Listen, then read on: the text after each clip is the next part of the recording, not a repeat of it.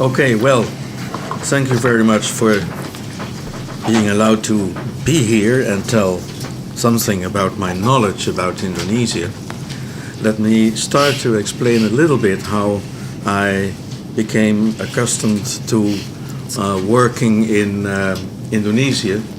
That was I have worked there in several projects of teaching to Indonesian people in Indonesian, and so I heard a lot about their history because I came there in 1972, and that was 7 years after the mass murders in Java. So they were still filled with the memories of that massacre, what took place, and they were open to tell about it, and they even showed me the places where dead people were buried. So that was then not yet closed for discussion. They were open to do that. So that was my first experience with the Indonesian language and with Indonesia as a country. And I took it with me back to the Netherlands, and it was actually my my motivation to tell when I started my job in Leiden University to talk about Indonesia and the problems they had in 1965 and before, because Indonesia experienced a history of bloody violence in a country that had been independent since 1949. So you can say I worked in a country that was not yet ready with its own history of violence and governance. They were still fighting to get grip on what is peace and how do we live in a peaceful country. Well, my own paper is about Suharto and 1965, and it is something I didn't, I was not there when it played, so I have to tell you something just from sources, and you know sources are selective, so it depends on who writes the source, what comes to you and what remains silenced. Actually, 1965, that was 10 years before I left Indonesia, there was a movement going on, and it was prepared in the previous years to push communism in Indonesia as an important, vital part of the Indonesian political heritage. And it was something that almost immediately was countered by the army leadership that reflected that this was not something to be done. Communism, living in Indonesia, is not particularly a problem, but when they are getting noisy and pushing themselves to the fore and saying, well, this is the movement you should follow, then it's a different cause. And so 1965 was actually the country when the army and the people struck on each other about the question what to do with communism and what to do with leftist parties, not only Communist Party, but also socialism was existing and nationalism was existing. And so 1965 was a year in which ideological issues became point of life and death. It was not just talking about them, but it was fighting about them, and fighting what to do with that heritage. And as we know, what happened was that when 1965 was over, almost 500,000 people were dead, butchered.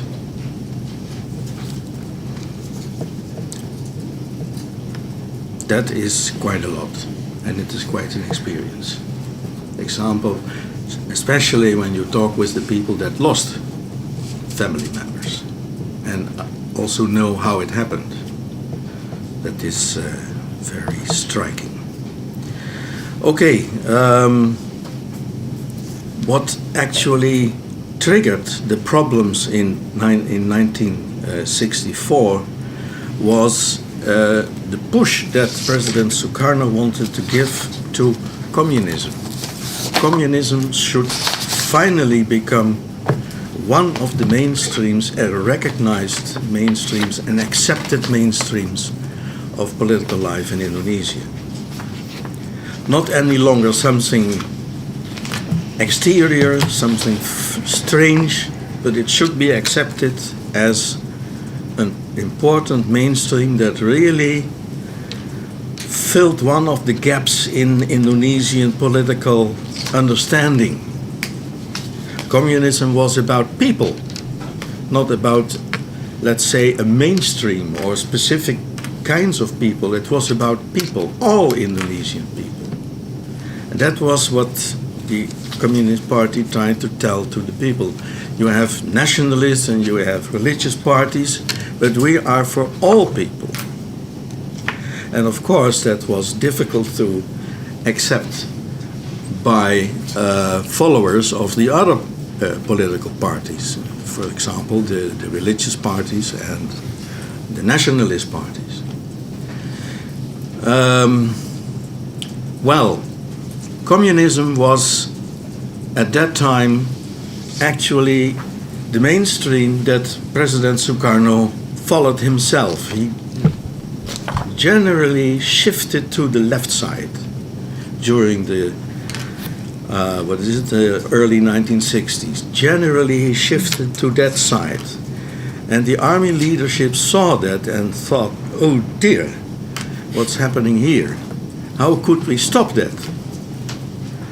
And in 1965, the point was there that the army leadership said, well, we have to stop it. Now or never. If we go on, then communism will get grip on the country, and we don't want that to happen.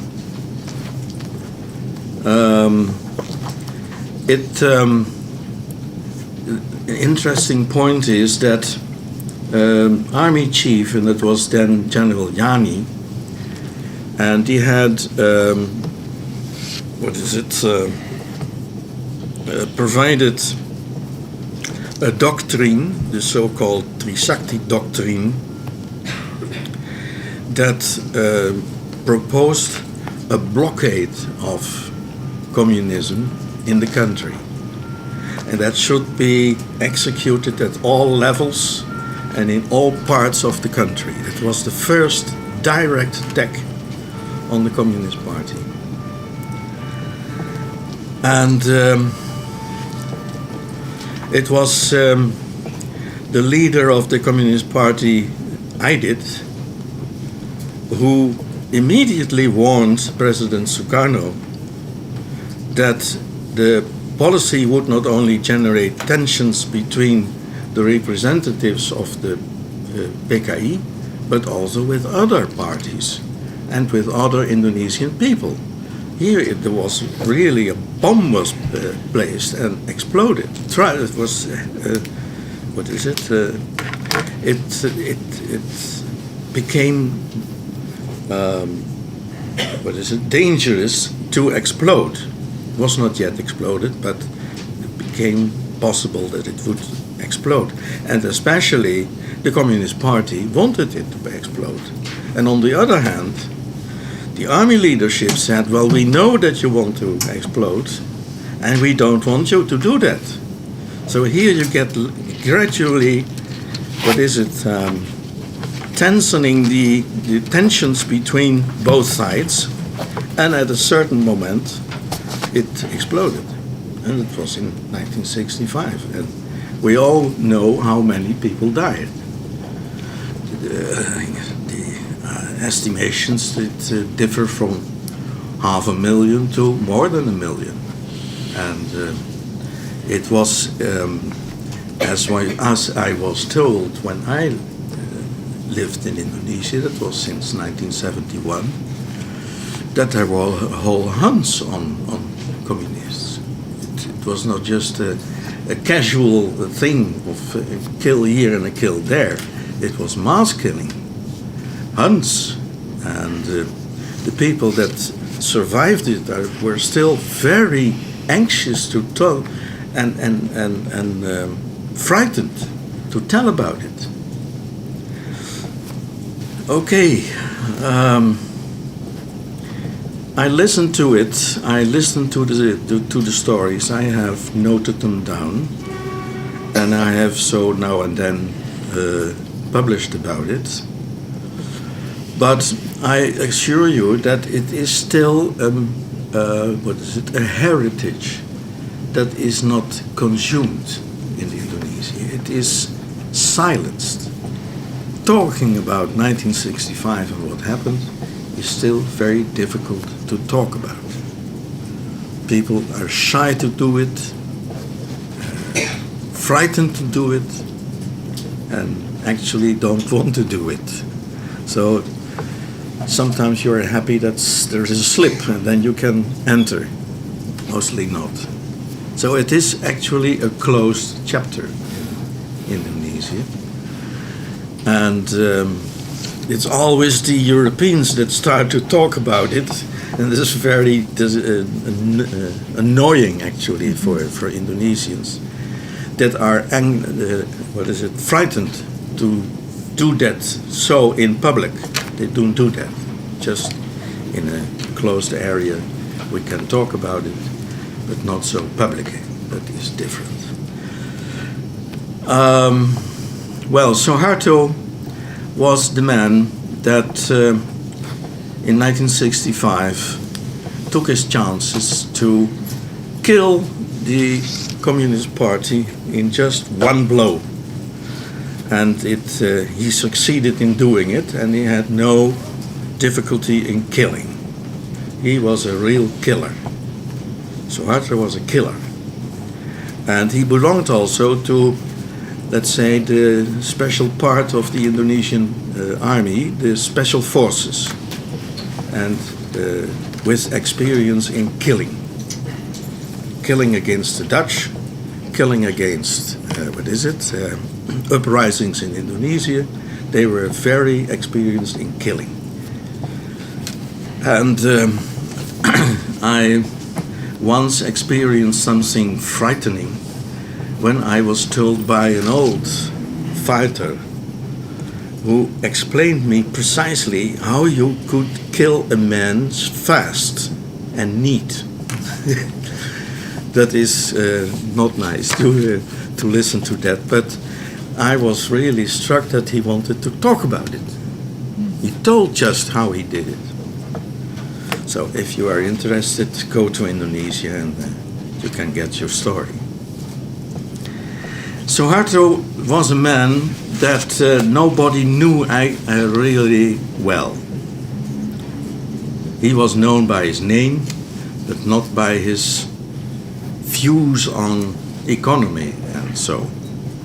And when the interesting point was when I entered Indonesia, that was in 1971, and then he was, well, already a few years in governance, and actually the people were satisfied with what he had accomplished. The economy of the country was running. People were getting work. There was money, and you could earn it, and things like that. So the man that killed in 1965 hundreds of thousands of Indonesians was actually a man that was recognized as the one who, gave work to the Indonesian people, money, capital, and things like that. So a very interesting situation in which a killer ends politics and then is accepted as the man that creates, money and work. You see, Indonesia is a country of very strange contradictions and things that speak against each other. So Indonesia is not a country you can just describe by one stroke of a pen. You always need much detail to explain what that country is about. And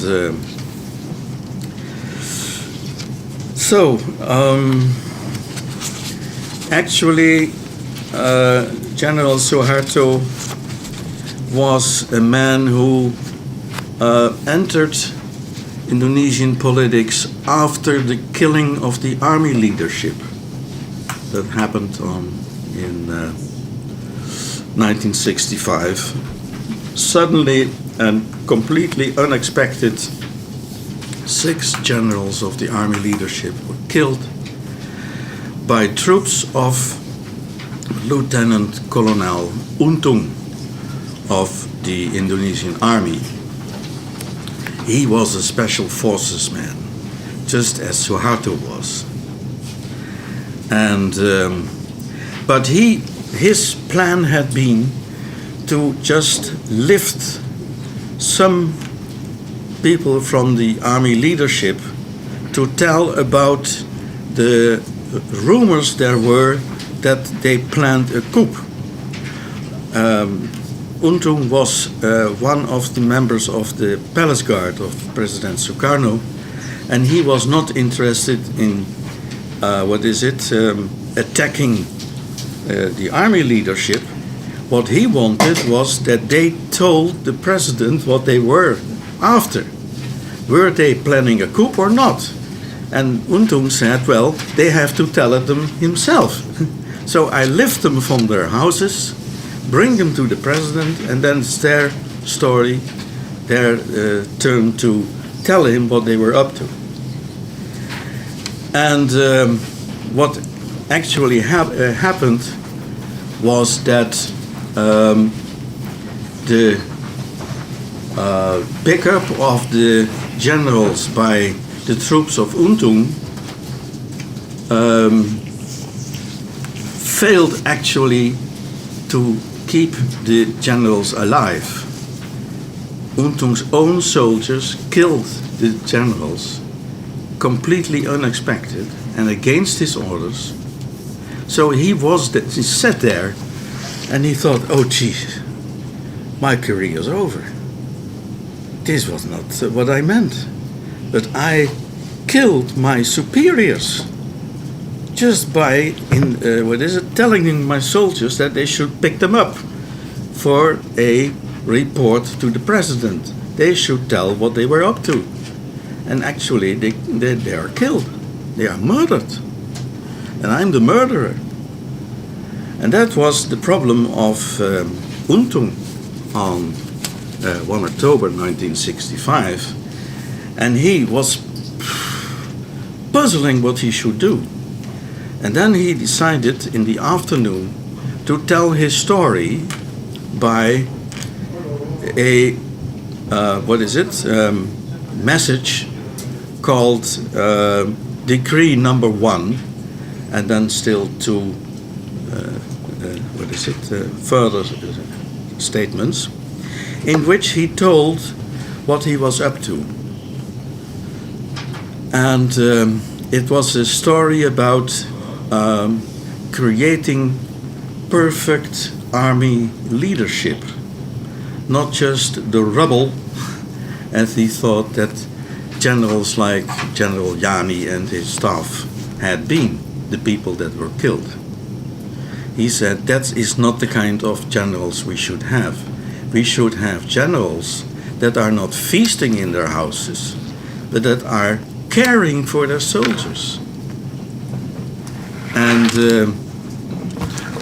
the army leadership was known to feast. They were feasters, and